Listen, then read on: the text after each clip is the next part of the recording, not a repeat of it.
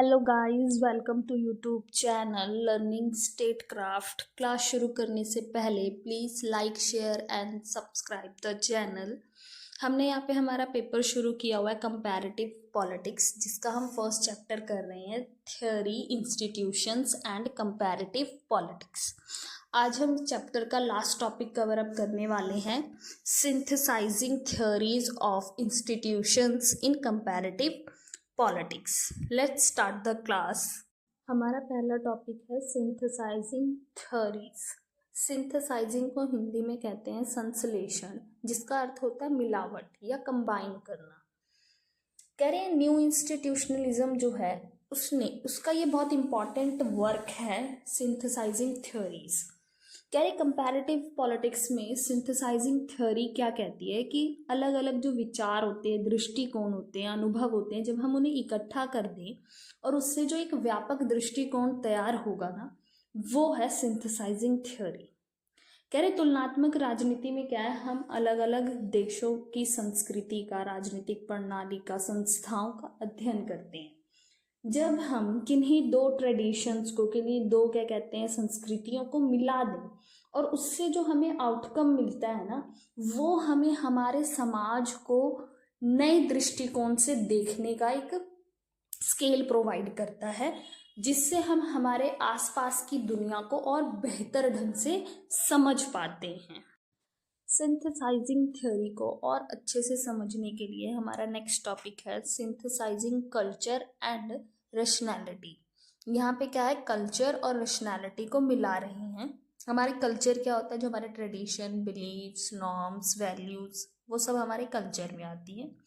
और रैशनैलिटी में हमारे पास logic, argument, critical thinking, reasoning, ये सब चीज़ें आती हैं। तो सिंथेसाइजिंग थ्योरी क्या कह रही है कि हमारे समाज को और अच्छे से समझने के लिए और एक इंसान के होलिस्टिक डेवलपमेंट के लिए ज़रूरी है कि कल्चर और रैशनैलिटी के बीच में एक बैलेंस बना रहे। उदाहरण के लिए अगर हम बात करें कि किस तरीके से कल्चर और रैशनैलिटी साथ में मिलकर काम करते हैं हमारे समाज में, एग्जाम्पल है जैसे योगा है। योगा का आधार जो है, हम वो कल्चर को मानते हैं, हमारी संस्कृति को मानते हैं, स्पिरिचुअलिटी को मानते हैं, आध्यात्मिकता को, कि योग जो है वो हमारी संस्कृति से आया है, हमारे स्पिरिचुअलिटी से आया है। लेकिन आधुनिक विज्ञान में योग पर शोध किया गया और ये बताया गया कि जो हम योग में प्राणायाम करते हैं, जो हम आसन्स करते हैं, वो हमारी सेहत के लिए अच्छे हैं। प्राणायाम करते वक्त जैसे हम सांस लेने वाली योगा, ब्रीदिंग एक्सरसाइजेस करते हैं, तो वो हमारे ब्रीदिंग सिस्टम के लिए अच्छी है। योगा जो है वो हमारे मानसिक तनाव को कम करने के लिए बेहतर है, हमारी शारीरिक स्वास्थ्य में हमारी मदद करता है। तो ये क्या है कि योग को हम संस्कृति मान रहे हैं कि हमारे संस्कृति से आया हुआ है, लेकिन आज के समय में विज्ञान जो है वो इसका तर्क दे रहा है, रैशनल कर रहा है इसे तर्क देकर कि ये हमारे स्वास्थ्य के लिए भी बेहतर है, इसलिए हमें योग जो है वो करना चाहिए।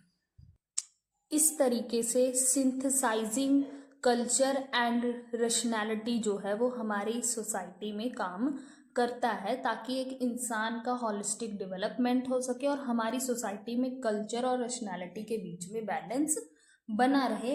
इससे जो हमारा समाज है वो और बेहतर होगा और हमें उसे समझने में जो है नए दृष्टिकोण मिलेंगे।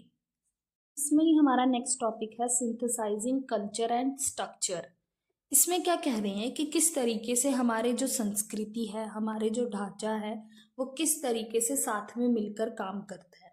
कह रहे हैं कि समाज में जो हमारी व्यवस्था होती है और जो हमारी सांस्कृतिक मूल्य होते हैं, वो एक साथ मिलकर लागू किए जाते हैं। एग्जाम्पल के लिए अगर हम इंडियन सोसाइटी की बात करें, तो यहाँ पर जॉइंट फैमिली सिस्टम जो है उसको ज़्यादा इम्पोर्टेंस दी जाती है। आज के टाइम पे मॉडर्नाइजेशन के कारण कह लो या इंडस्ट्रियलाइजेशन के कारण कह लो, न्यूक्लियर फैमिलीज जो है वो ज़्यादा देखने को मिलती हैं, लेकिन आज भी हम जॉइंट फैमिली सिस्टम को ज़्यादा इम्पोर्टेंस देते हैं। ये हमारे कल्चर में किस तरीके से, हमारे इंडियन वैल्यू सिस्टम में क्या है कि बड़ों का सम्मान करना है ना, समूहवाद सिखाती है हमें जॉइंट फैमिली की, हमें एक ग्रुप में किस तरीके से रहना होता है, हमें संबंधों के बारे में सिखाती है कि रिलेशंस कैसे होते हैं, परिवारों के बीच में किस तरीके के संबंध जो हैं वो स्थापित किए जाते हैं। तो इंडियन वैल्यू सिस्टम जो है हमें जॉइंट फैमिली के थ्रू ये चीज़ें सिखाता है। तो ये हमारा हो गया कल्चर। लेकिन जॉइंट फैमिली में स्ट्रक्चर किस तरीके से आता है, अब अगर हम देखें तो जॉइंट फैमिली में क्या होता है, अलग अलग पीढ़ियों के लोग रह रहे होते हैं, है ना। हमारे दादा दादी रहते हैं, चाचा चाची रहते हैं, मम्मी पापा रहते हैं, फिर हम खुद आ जाते हैं, फिर हमारे कजन्स आ जाते हैं। तो क्या कह रहे हैं कि इसमें क्या होता है, अलग अलग जनरेशन्स के लोग एक ही परिवार में एक ही घर में रहते हैं, उनके बीच में रिस्पॉन्सिबिलिटीज बटी हुई होती हैं, उनके अलग अलग रोल्स होते हैं फैमिली में। तो वो एक हायरार्की बनाते हैं, एक तरीके का एक स्ट्रक्चर तैयार हो जाता है जॉइंट फैमिली में।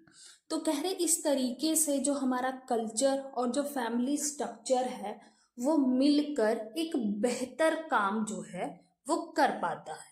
तो हमारी सिंथेसाइजिंग थ्योरी ये कहती है कि जब दो चीज़ें कंबाइन हो जाएं और उनके बीच में बैलेंस बन जाए तो एक बेहतर समाज को समझने का हमें मौका मिल जाता है, एक व्यक्ति का होलिस्टिक डेवलपमेंट हो जाता है, उसके जो पोटेंशियल है, उसके जो अटेंशंस हैं वो बढ़ जाते हैं समाज को समझने की। तो ये थी हमारी सिंथेसाइजिंग थ्योरीज।